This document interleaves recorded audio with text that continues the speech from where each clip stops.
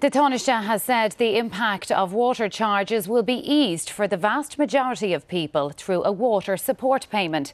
It comes as the Anti-Austerity Alliance TD Paul Murphy said the government is in crisis and on the back foot over water charges.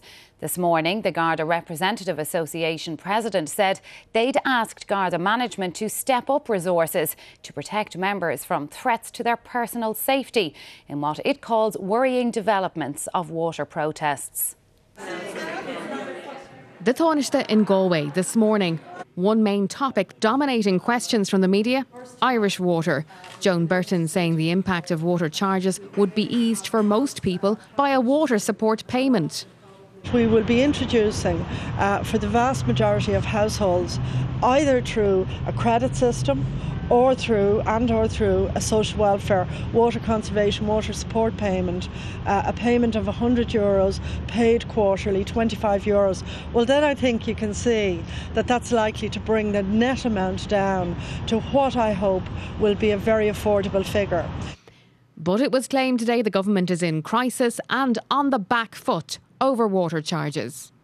The government is on the retreat. They've been on the retreat now since the first big protest and since the by-election.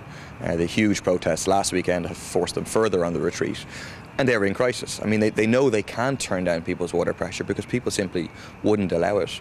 Asked about fears about certain elements of groups trying to foster protests, he said the overwhelming majority of protests were ordinary residents and were peaceful. But in a statement from the organisation that represents rank and file Gardaí in what it calls the worrying developments of water protests, the GRA says its members have been subjected to threats to their personal safety and property, both directly and online. It said its members work with peaceful protesters, but what it calls this darker element is to be condemned by the public, media and our political leaders. They say they are increasingly concerned that the uniform no longer offers democratic protection. And its president has said the association's asked Garda management to step up resources to protect its members from threats to their personal safety. Helen Donoghue, RTE News. And for more on this, I'm joined by Micheál Lehane of our political staff. Micheál, are we any closer to finding out just how much we're going to be paying for water? Well, what we heard this morning, Sharon, from the Taoiseach is that the payment and the bills will be modest. We also heard from the Health Minister who says they won't shock anyone. And of course, we heard there in the package that there will be a payment to people, whether it's a social protection one or a tax credit that the Taoiseach says will ease the burden. But how it's all going to work and how it's going to be linked with those water bills, we're not going to learn for another fortnight.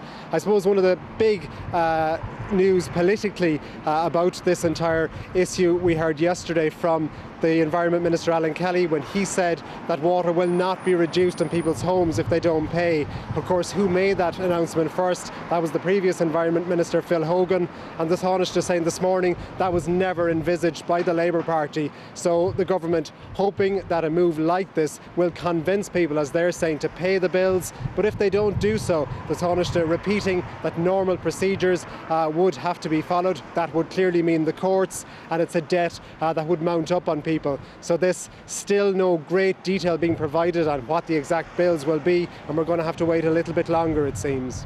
Micheál Lehane of our political staff, thanks for that update this lunchtime.